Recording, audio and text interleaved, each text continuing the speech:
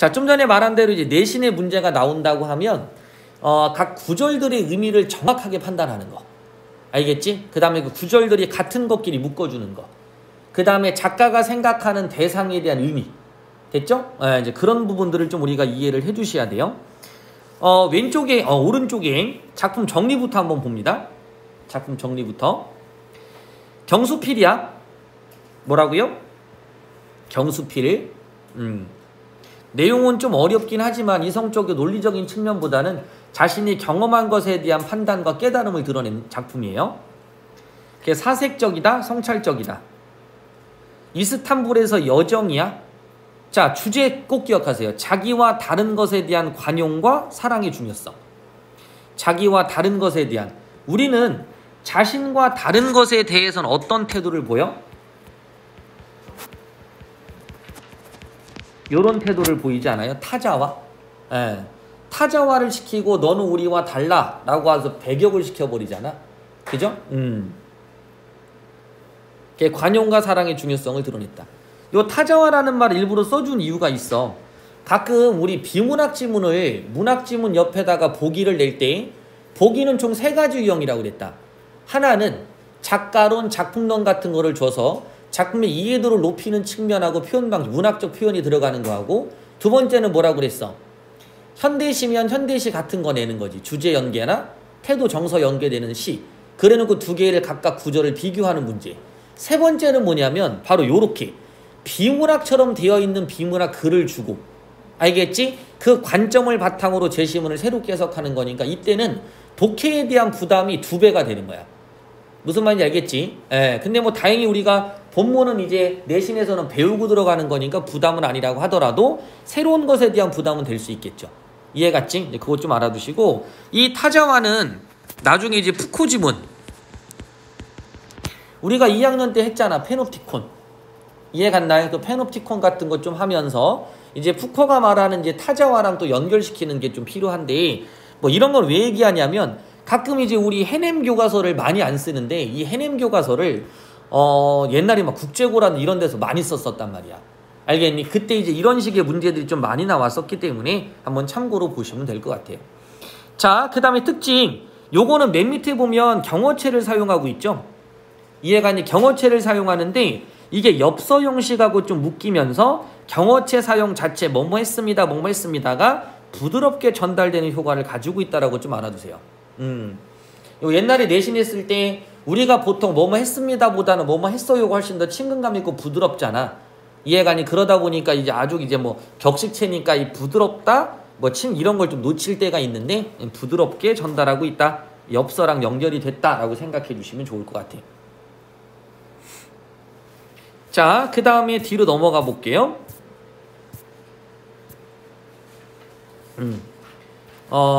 여기 한번 잠깐만 읽어보고 들어갈게. 본문 읽으면서 설명할 때 약간 이제 통일성이 좀 깨질 수 있어서 산만해질 수 있어. 먼저 한번 보시면 글쓴이가 이스탄불을 여행합니다. 그러면서 이중의 장벽을 느끼게 돼. 이중의 장벽을 생각하게 되는데 무슨 말이냐면 우리가 이스탄불에 대한 이해가 적은 이유 중에 하나가 우리는 역사를 배울 때 어느 중심으로 배웠다? 중국이라든지 유럽을 중심으로 배운 거야. 그 이유는 유럽이나 중국이 우리 입장에서는 강대국이잖아.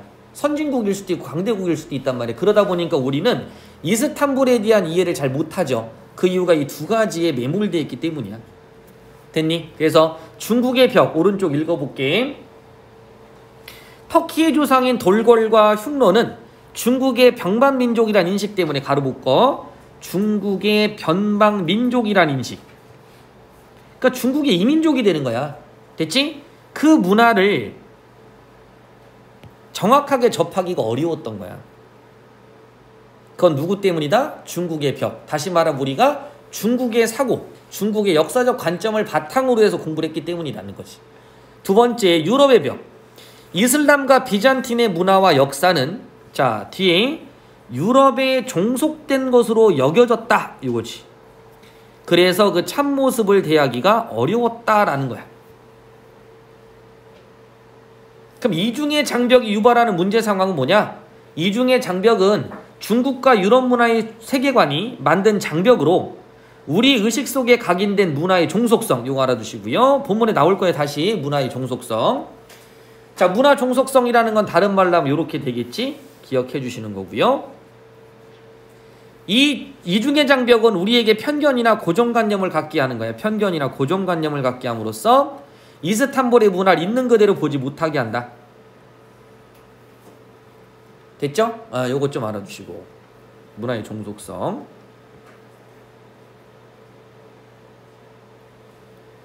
우리가 이제 타문화에 대한 인정이 좀 필요하잖아.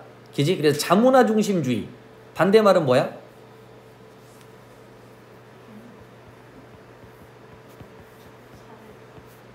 사대? 문화 상대주의란 말 들어봤나요? 그지? 그러니까 자문화 중심주의가 아니라 어쩌면 문화 상대주의. 그러니까 상대방의 문화를 어느 정도는 좀 인정해 줄 수 있는 태도가 좀 필요한 거지. 그지? 근데 이게 이제 밑에 이제 나올 거야. 자, 밑에 한번 가볼게. 여기에는 이제 몇 개의 어떤 그 이야기들로 나뉘어져 있어. 맨 처음에는 뭐 여러 가지 얘기가 나오지만 요거 하나 기억하자. 소피아 성당의 건축 및. 소피아 성당은 자, 비잔틴 문명 밑줄 치고요. 절정을 보여주지만 타 지역의 문화보다 유럽의 문화가 우월하다는 선입견 때문에 가로 묶어주시고 가치를 인정받지 못하는 거야. 소피아 성당이 비잔틴 문명의 절정을 보여주지만 타 지역의 문화보다 유럽의 문화가 우월하다는 선입견 때문에 인정받지 못하는 거야. 됐죠? 그 다음 이스탄불의 사화, 이스탄불의 역사에는 메메트 이사 이야기와 같은 장대한 드라마가 있지만 유럽 중심의 역사관 때문에 됐죠? 어떤 거? 유럽 중심의 역사관 때문에 세계 역사에서 뭐 되고 있는 거야? 소외되고 있는 거야. 그러니까 중요한 건 뭐냐면 이걸 다르게 표시한다면 요거 다 뛰어나다는 거야. 요것도 뛰어나다는 거지. 됐지? 하지만 편견과 선입견 때문에 인정받지 못하는 모습이 보인다는 거지. 그지? 자, 그 다음 밑에 잘 봐. 소피아 성당 벽면에 칠이 있는데 여기서 중요한 건 바로 뭐냐? 이교도 문화에 대한 관용과 관대함의 정신, 요것에 대한 예찬이라고 봐야 돼. 이교도 문화에 대한 관용과 관대함의 정신. 자, 그 다음 소피아 성당과 블루모스크의 공전. 기독교와 이슬람교가 함께하는 모습은 자, 여기 터키가야 관용과 공존의 역사를 이어왔음을 보여준다. 됐죠? 기독교와 이슬람교가 함께 할 수 있었던 건 바로 이 터키. 됐죠? 이 터키가 관용과 공존의 역사를 이어왔기 때문이야. 됐어? 자, 정확하게 이제 제시문 들어가면 이제 나올 거야. 자, 그 다음에 예시답안도 잠깐 읽어볼게. 글쓴이는 비잔틴 문명의 절정을 보여주는 소피아 성당이 지금까지 보존될 수 있었던 데에는 이슬람이 다른 문명과 종교에 대해 보여준 관용의 정신, 이게 핵심이라는 거지. 됐죠? 다른 문명과 종교에 대해 보여준 관용의 정신. 근데 비판하고자 하는 건 뭐야? 그렇지, 우리랑 다른 문화에 대해서는 전부 다 파기하고 없애고 이단화하고, 그죠? 그런 태도를 보이는 거지. 이건 다른 거고요. 그리고 이러한 이슬람 문화를 통해 자신과 다르거나 자기에게 없는 것에 대한 애정과 관용의 태도를 지니는 것이 중요하다. 자, 그렇게 하려면 우리 의식 속에 존재하는 장벽을 넘어서야 한다라는 걸 글쓴이는 깨달은 거야. 이해 갔지? 전체 흐름은 눈에 들어올 것 같고요. 본문 이제 넘어가면서 정리를 한번 해보도록 합시다. 자, 본문.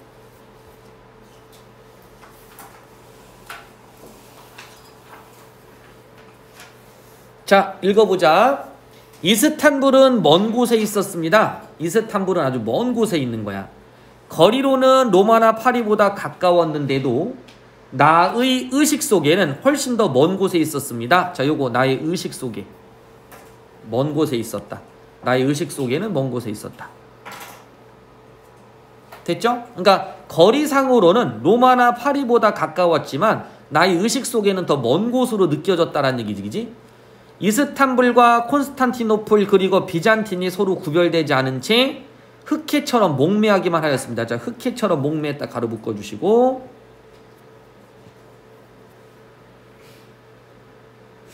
자, 흑해처럼 몽매했다라는 건 그냥 간단히 얘기한다면 이스탄불, 콘스탄티노플 그리고 비잔틴이 같은 걸 지시하는 말이야. 밑에도 보시면 같은 곳이 시대에 따라 이름이 달라진 것이지만 글쓴이는 이것을 명확하게 구별하지 못한 거야.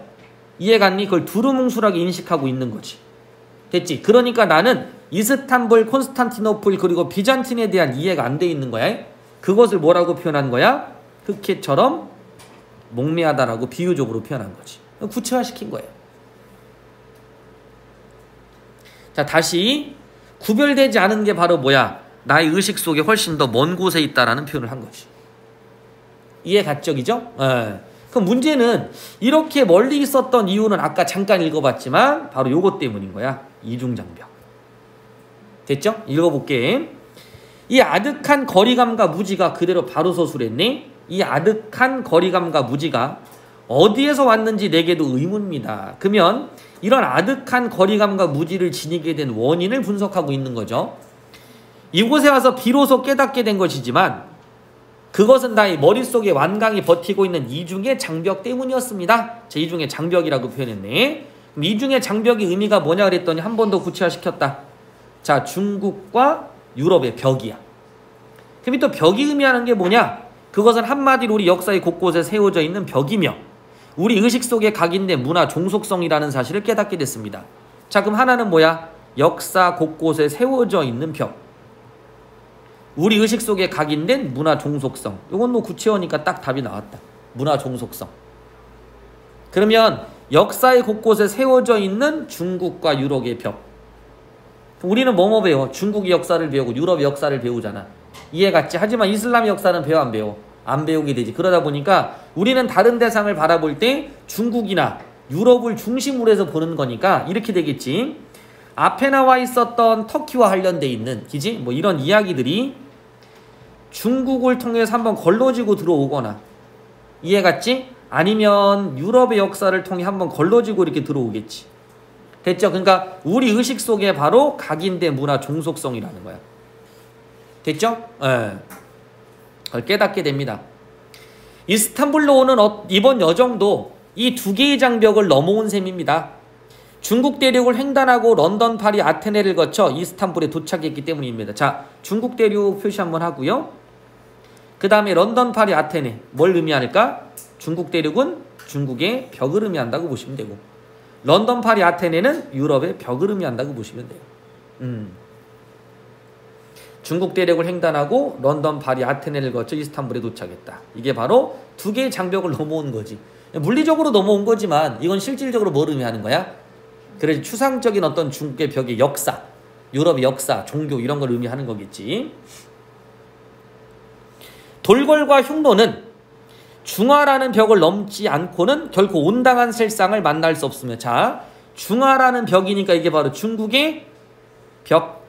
됐지? 그러니까 중국의 벽, 다시 말하면 역사의 곳곳에 세워져 있는 우리의 역사에 대한 벽인 거야.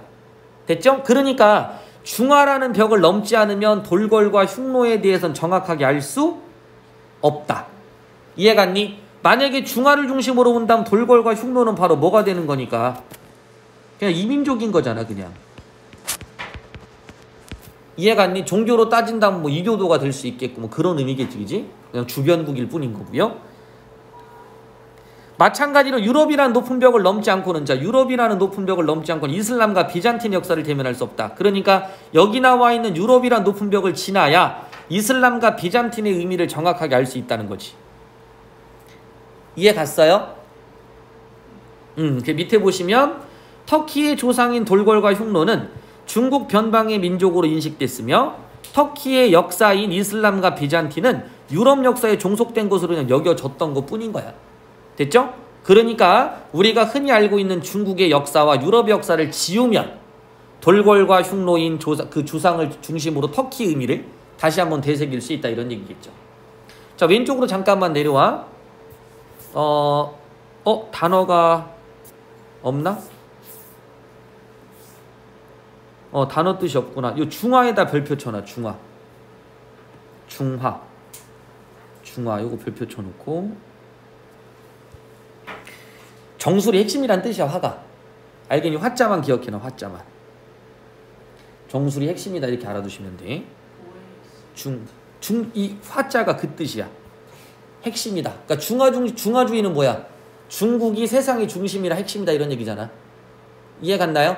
예. 뭔 말인지 알겠어? 중화 뜻은 좀 알아도. 요거 한번 찾아봐. 집에서. 정화. 알겠니? 정화가 우리가 물을 깨끗하게 한다는 뜻도 있지만 이 중화의 의미에 화자가 들어와서 핵심이다라는 의미가 되기도 해. 이렇게. 알겠지? 핵심이다라는 의미가 되기도 해요. 이것도 참고로 알아두세요. 자, 화자가 굉장히 중요합니다. 자, 만리장성보다 완고하고 알프스보다 더 높은 장벽. 우리의 생각을 가로막고 있음을 깨닫게 됩니다. 만리장성보다 완고, 알프스보다도 더 높은 장벽이니까. 그지? 여기 나와 있는 만리장성보다 완고한 게 바로 뭐야? 중국 역사. 됐죠? 우리가 공부했던 편견 형성된 중국 역사. 알프스보다 더 높은 장벽이라는 건 유럽의 역사 세계관이겠죠. 됐지? 그걸 비교를 통해 드러내는 거지. 됐죠? 비교. 그래서 요것 좀 알아두시면 돼. 이스탄불에 대한 상념. 지리적으로 로마나 파리보다 가까운 곳이지만 더 멀게 느껴지는 이유가 중국과 유럽에 종속된 사고방식 때문인 거지. 오늘은 그 두 개의 장벽을 넘어 이곳 이스탄불의 소피아 성당과 블루모스크 사이에 앉아 이 엽서를 띄웁니다. 엽서 띄우는 거 보이네. 그럼 글의 형식도 보이죠? 자, 그 다음 하나 더. 이스탄불의 뭐야? 소피아 성당, 이스탄불의 블루모스크. 됐죠? 중국이라든지 유럽의 역사관으로 본다면 소피아 성당과 블루모스크는 다른 것에 비해 보잘것없어 보이겠죠. 됐지? 하지만 그런 편견을 버리면 소피아 성당과 블루모스크의 본질을 볼 수 있다는 거야. 이해 갔나요? 소피아 성당은 로마로부터 세계의 중심을 이곳으로 옮겨온 비잔틴의 문명의 절정이래. 소피아 성당은 비잔틴 문명의 절정. 직경 32m의 도물 지상 56m의 높이에 그것을 받치는 단 한 개의 기둥도 없이 올려놓은 불가사의한 건축이다. 뭐 거의 예찬에 가깝죠. 아주 뛰어나다. 이렇게 거대한 대상으로부터 우리가 느끼는 예술미가 있거든. 숭고미라고도 하나 써놔. 동양에서 느끼는 숭고미와 서양에서 느끼는 숭고미가 좀 달라. 알았니? 요건 나중에 뭐 우리가 한번 글 같은 거 찾아서 정리해 보시면 좀 알기도 하겠지. 자, 넘겨볼게요. 자, 여러분 내 프린트 다 줄 거야. 알았니? 왜냐하면 내신의 출제가 될 수 있는 부분들이 있으니까. 됐어? 내신의 출제가 될 수 있는.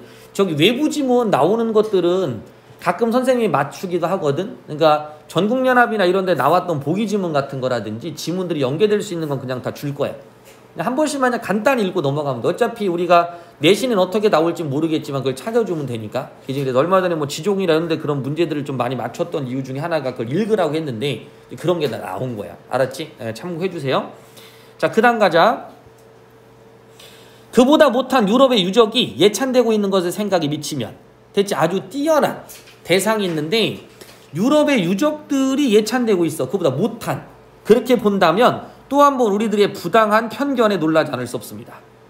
됐지? 그러니까 분명히 앞에 잠깐 보시면 이게 진짜 막 불가사의한 건축인 거야. 그럼 예찬적 대상이잖아. 다른 무엇보다 뛰어난. 그죠? 거의 뭐 최고라는 얘긴데.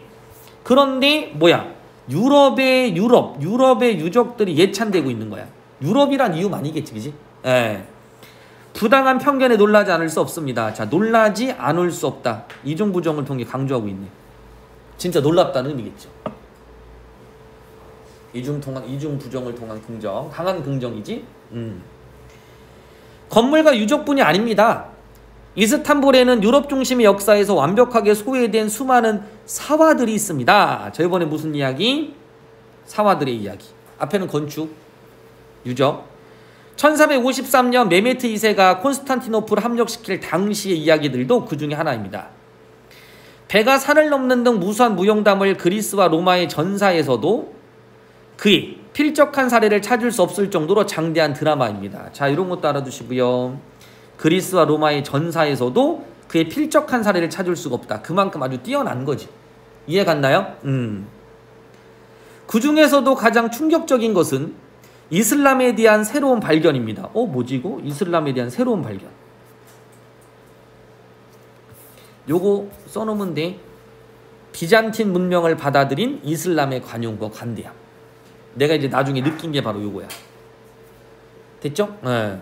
비잔틴 문명을 받아들인 이슬람의 관용과 관대함.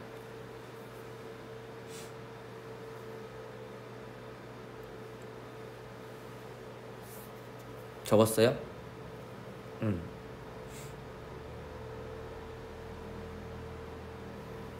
자, 1935년 그때까지 이슬람 사원으로 사용되던 소피아 성당을 박물관으로 개조하면서 드러난 사실입니다. 그때까지 이슬람 사원으로 사용되던 소피아 성당이야.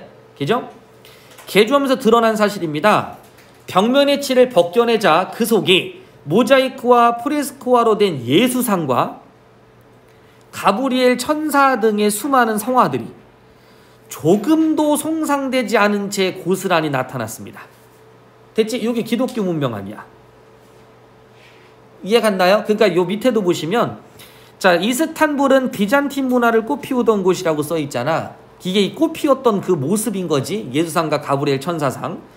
자, 500년 동안 잠자던 비잔틴의 찬란한 문명이 되살아난 거, 이게 이렇게. 됐죠? 그러니까 이건 뭐냐면 이슬람 사원으로 사용되던 것을, 됐죠? 사용되던 소피아 성당을, 됐니? 박물관으로 개조를 하려고 하니까 뭔가 리모델링이 좀 필요했겠지, 그지? 그렇게 하려고 요거를 쫙 칠을 벗겨내니까 어떻게 된 거야? 그렇죠. 예수상과 가브리엘 천사상에 다시 말하면 비잔틴 문화가 그대로 있었다라는 거야. 이해 갔지? 그 비잔틴의 찬란한 문명이 있었다라는 거지. 그럼 이거는 지금 이슬람 문화를 내가 안착시키기 위해서 뒤에 나와 있는 비잔틴 문화를 파기한 게 아니잖아. 이해 갔니? 예. 그 모습 그대로 고스란히 있다는 얘기는 요거를 잠시 보존을 해놓은 거야. 그리고 그 위에다가 이슬람 사원을 그냥 덧붙인 것 뿐인 거잖아. 무슨 말인지 알겠지, 그지?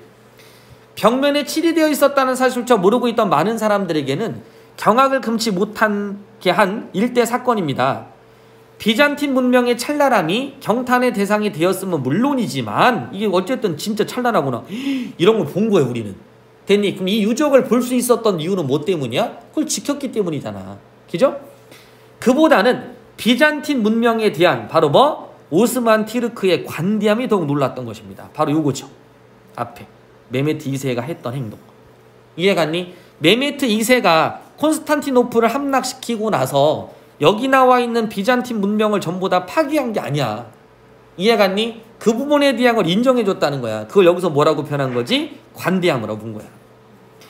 이교도 문화에 대한, 보이죠? 종합이야. 이교도 문화에 대한 관대함이 있었기에 더욱 돋보이지 않을 수 없었습니다. 이해 가지기지? 좀 느낌 오냐? 솔직히 만만하진 않아, 작품이. 이해 갔지?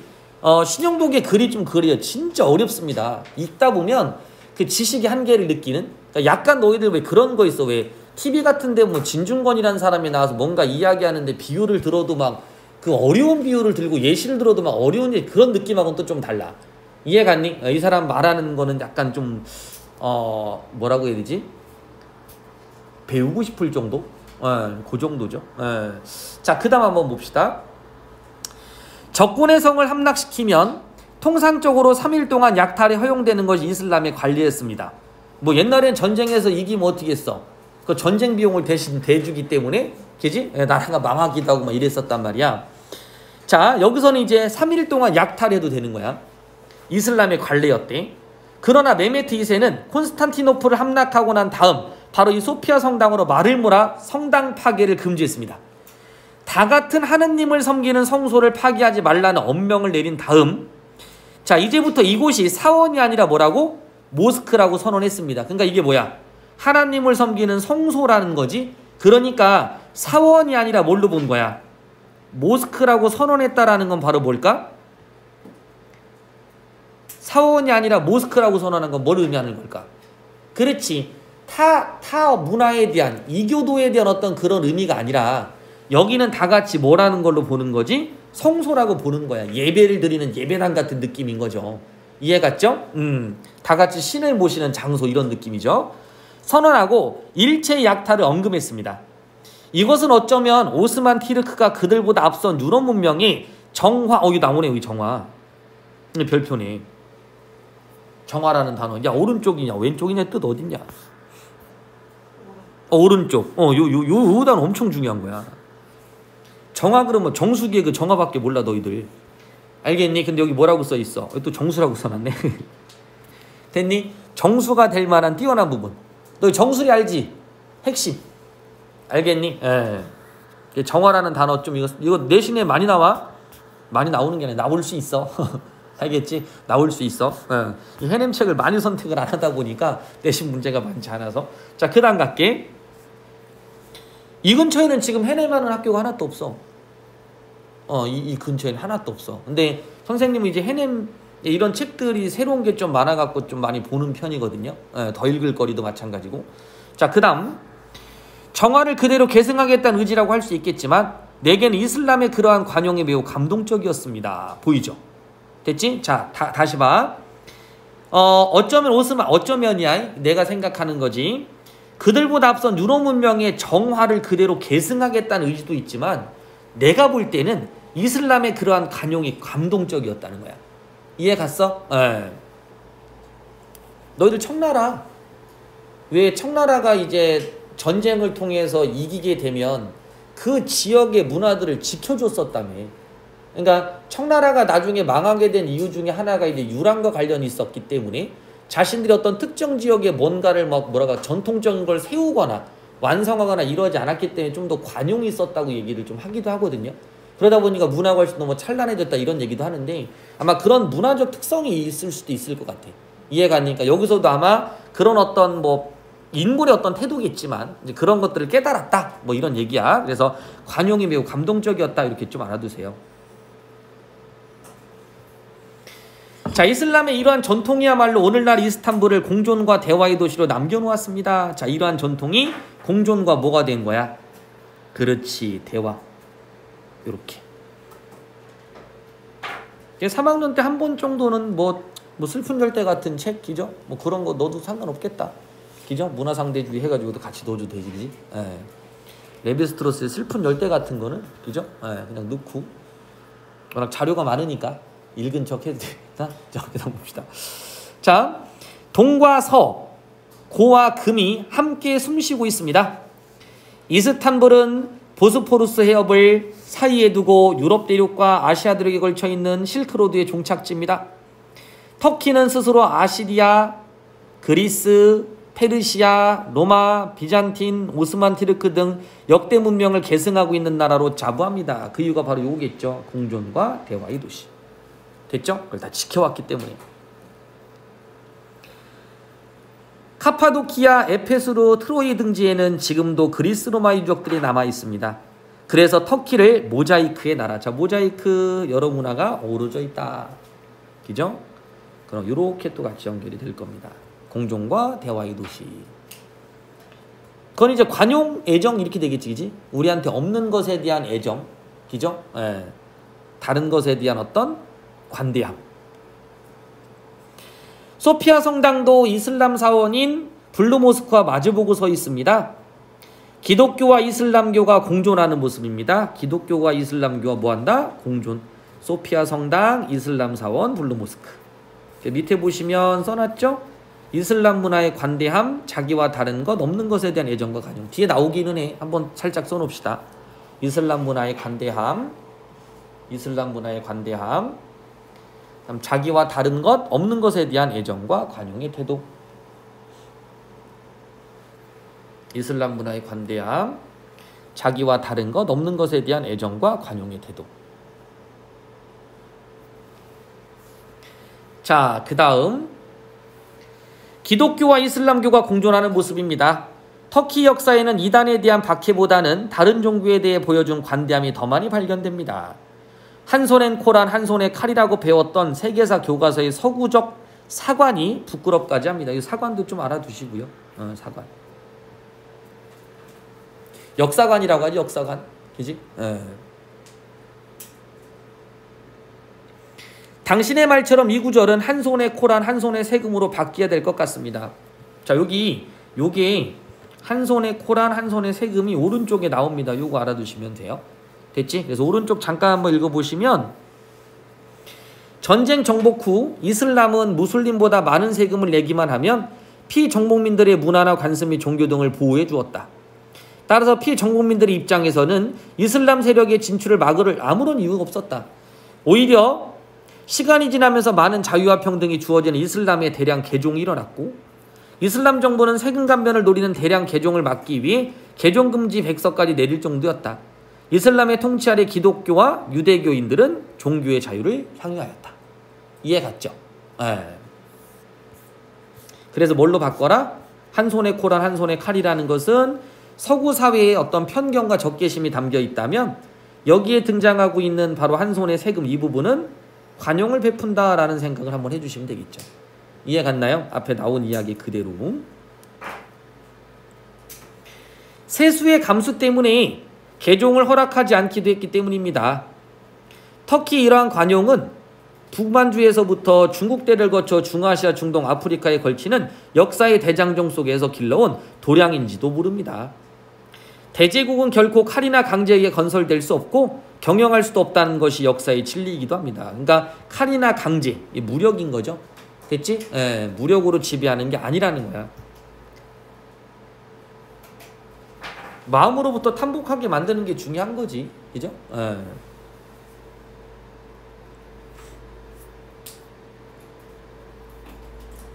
간디도 약간 그런 느낌 아니야? 그지? 가서 이제 유럽 사람들이 와서 우리의 뺨을 치면 간디는 어떻게 하라고 그랬어? 간디가 말하는 비폭력이 뭐야? 그냥 폭력을 사용하지 않는다의 의미가? 간디가 말하는 비폭력은 그런 느낌이야. 내가 지나가는데 4살짜리가 발로 내 다리를 찼어. 그럼 너희들은 어떻게 하겠니? 오, 니키? 그럼 나도 니키 그러고 때릴래? 아니잖아. 그럼 아이가 내 다리를 딱 쳤는데 내 뼈 있는데 맞았다고 치면 가서 그럴걸? 너 다리 안 아파? 이렇게 얘기를 할 거라고. 유럽 사람들이 인도인에게 뭐 폭력을 가하면 그럼 인도인들은 무슨 생각하는 거야? 그렇지, 저 어린 아이들을 어루만져 줘라. 뭐 요런 느낌인 거야. 무슨 말인지 알겠지? 그러니까 거기서 말하는 비폭력이라는 건 약간 이런 느낌? 그죠? 어쨌든 뭐 해석이 조금 다를 수는 있겠지만 그 비폭력의 의미는 이제 그런 사고방식에서 나올 수 있는 거야. 그러다 보니까 인도인들은 유럽인들보다 정신적으로 어떻게 있는 거야? 그렇지, 위에 있다고 생각을 했던 것 같아. 이해가 아니? 그래서 유럽인들이 어린아이라면 인도인들은 어른. 이런 느낌인 거지. 그러니까 비폭력이 가능할 수 있었던 거죠. 그러니까 그런 관대함이 나올 수 있는 것도 그런 의미에서 나올 수도 있겠지만 여기는 좀 다른 의미일 수도 있어. 여기에서의 관대함이라는 건 타문화에 대한 어떤 배움이라는 것도 있지만 관용과 관대함과 애정이라는 거지. 그지? 그런 차이점들을 좀 알아두시면 보기에 비문하게 나올 때도 좀 구별은 할 수 있을 것 같긴 해. 그지? 자, 그 다음. 우리들은 저마다 자기의 내면 깊숙한 곳에 자기에게 없는 것, 자기와 다른 것들에 대한 애정을 간직하고 있다는 것을 이곳 이스탄불에서 다시 한번 깨닫게 된. 보이나? 자기 내면 깊숙한 곳에 자기에게 없는 것들. 자기와 다른 것들에 대한 애정이야. 그지? 나와 다르다고 해서 배척하는 게 아니지. 타자화시키는 거. 그죠? 다만 이러한 내면의 애정이 관용과 화해로 개화될 수 없었던 까닭은 지금까지 인류사가 달려온 험난한 도정 때문이었다는 생각이 들었습니다. 타인에 대한 이해는 물론 자기 자신에 대한 깊은 성찰도 없이 가파른 길을 숨가쁘게 달려왔기 때문이다. 성장 위주였죠. 그지?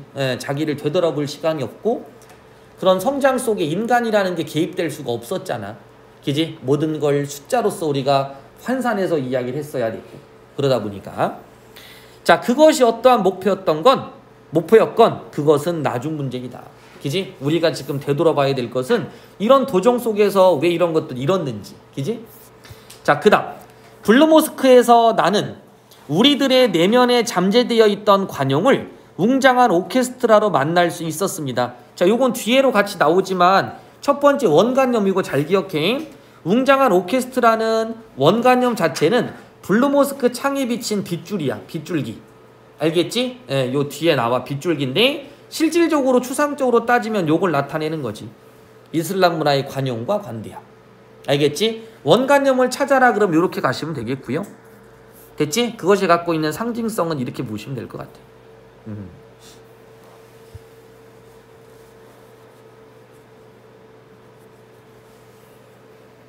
이해 갔죠? 자, 그럼 한번 읽어볼게요. 블루모스크에서 나는 우리들의 내면에 잠재되어 있던 관용을 웅장한 오케스트라로 만날 수 있었습니다. 288개의 창문으로 쏟아져 들어오는 빗줄기가 99가지 청색으로 장식된 공간에서 현란한 빛의 향연을 연출합니다. 보이죠? 그죠? 요런 걸 연출했대, 이렇게. 이것이 곧 이스탄불이 자부하는 과거와 현재 동과서의 거대한 합창이었습니다. 이 현란한 빛의 향연과 거대한 합창은 그 속에 서 있는 나 자신을 풍선처럼 커지게 하는 것 같았습니다. 자, 그 속에 서 있는 나를 풍선처럼 커지게 했다. 요건 이제 뭐 관대함이라는 걸 통해 얻게 된 정신적 성숙이라든지 깨달음 이런 걸로 볼 수 있겠지. 다 구체화시켰다고 보시면 돼요. 자기와 정반대편에 서 있는 사람을 사랑하기로 결심했다는 한 유학생의 감동적인 변화도 바로 이 이스탄불의 관용이 피어낸 한 송이 꽃. 자, 한 송이 꽃이 원관념이 뭐야? 그렇지, 유학생의 감동적인 변화, 정신적인 깨달음 뭐 이런 거겠지. 됐어?